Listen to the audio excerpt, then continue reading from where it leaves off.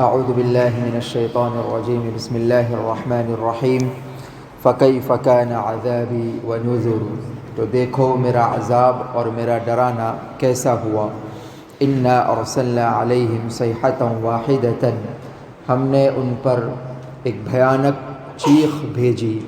فکانوا کہشیم المحتضر، تو وہ ایسے ہو گئے جیسے روندی ہوئی کانٹے کی باڑ ہو۔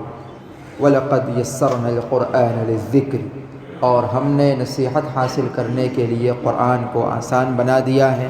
فَهَلْ مِن مُدَّكِرٍ، تو ہے کوئی نصیحت حاصل کرنے والا۔ حضرت صالح علیہ السلام کی قوم سمود کا قصہ چل رہا تھا۔ انہوں نے انہی کے مطالبے پر معجزاتی طور سے پہاڑ کے پتھروں سے جو اونٹنی اللہ نے نکالی تھی اس کو قتل کر ڈالا تھا۔ اس کے بعد حضرت صالح علیہ السلام نے ان کو لاسٹ وارننگ سنا دی، تمتعوا فی دارکم ثلاثۃ ایام، کہ بس اب تم اپنے گھروں میں 3 دن تک رہو، 3 دن مزے جو کرنا ہو کرو، 3 دن کے بعد تم پر عذاب آئے گا۔ ذالک وعد غیر مکذوب، یہ بھی کہا کہ یہ جھوٹا وعدہ نہیں ہے، اب عذاب آ کر رہے گا۔ چنانچہ وہ عذاب آیا، اور عذاب اس طرح آیا، انا ارسلنا علیہم صیحۃ واحدہ، اللہ فرماتے ہیں کہ ہم نے ان پر ایک مرتبہ کی بھیانک اور زوردار چیخ بھیجی۔ ایک آواز آئی، ایسی بھیانک چیخ کہ جس کی وجہ سے ان سب کے کلیجے پھٹ گئے۔ وہ چیخ کون سی تھی؟ قرآن و حدیث میں اس کی صراحت نہیں ہے، البتہ بعض روایتوں میں یہ ذکر ملتا ہے کہ یا تو وہ بادلوں کی گرج تھی، بجلیوں کی کڑک تھی۔ آج بھی جب تیز موسلادھار بارش برستی ہے اور اس وقت جب بادل گرجتے ہیں تو بچے اپنی ماؤں سے چمٹ جاتے ہیں، بہت سے بڑوں کو بھی ڈر محسوس ہوتا ہے، بھیانک گرج ہوتی ہے تو بڑے بڑے بھی ڈر جایا کرتے تھے۔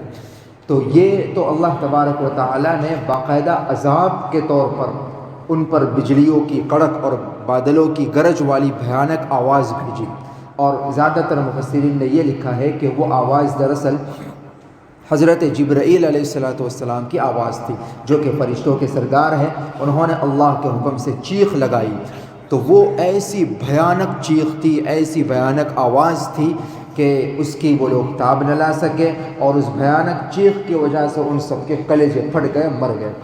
اور دوسرا عذاب ان پر یہ بھی آیا جس کا ذکر یہاں تو نہیں ہے، اور آیتوں میں ہے قرآن کریم ہی میں، فَأَخَذَتْهُمُ الرَّجْفَةُ فَأَصْبَحُوا فِي دَارِهِمْ جَاثِمِينَ، اللہ نے زلزلہ بھی بھیجا، ایسا بھیانک زلزلہ آیا کہ وہ سب کے سب اپنے ہی گھروں میں اوندھے منہ گر گئے اور ختم ہو گئے۔ تو فرمایا کہ اللہ نے ان پر عذاب نازل فرمایا، فَكَانُوا كَهَشِيمِ الْمُحْتَضِرِ، اور ایسی موت ان پر واقع ہوئی، وہ ایسے ہو گئے گویا کہ کانٹے کی روندی ہوئی باڑ ہو۔ جانوروں کو باندھنے کے لیے، ان کی حفاظت کے لیے عام طور سے یہ کیا جاتا ہے کہ چاروں طرف کانٹوں کی باڑ لگا دی جاتی ہے، کانٹے والے جھاڑی جس کو ہم کہتے ہیں اس کی باڑ بنا دی جاتی ہے، اور عرب میں یہ چیز زیادہ ہوتی تھی، اس لیے عرب کے مزاج کے مطابق اللہ پاک نے مثال بیان فرمائی۔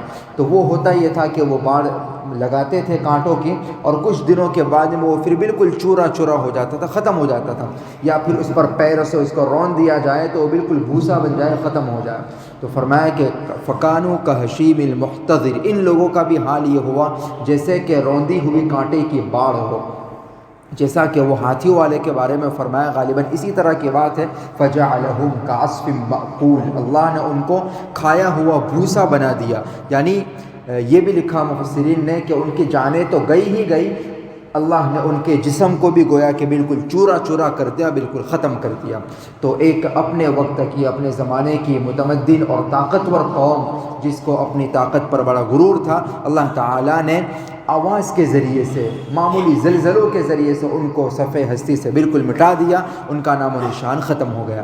وَلَقَدْ يَسَّرْنَا الْقُرْآنَ لِلذِّكْرِ فَهَلْ مِن مُدَّكِرٍ، حقیقت یہ ہے کہ قرآن نصیحت حاصل کرنے کے لیے بڑا آسان بنا دیا گیا ہے، اب ہے کوئی جو اس سے نصیحت حاصل کرے۔ اللہ تعالیٰ قرآن سے اور قرآن کے پیغامات اور قرآن کی نصیحتوں سے ہم سب کو نصیحت حاصل کرنے کی توفیق عطا فرمائے، آمین۔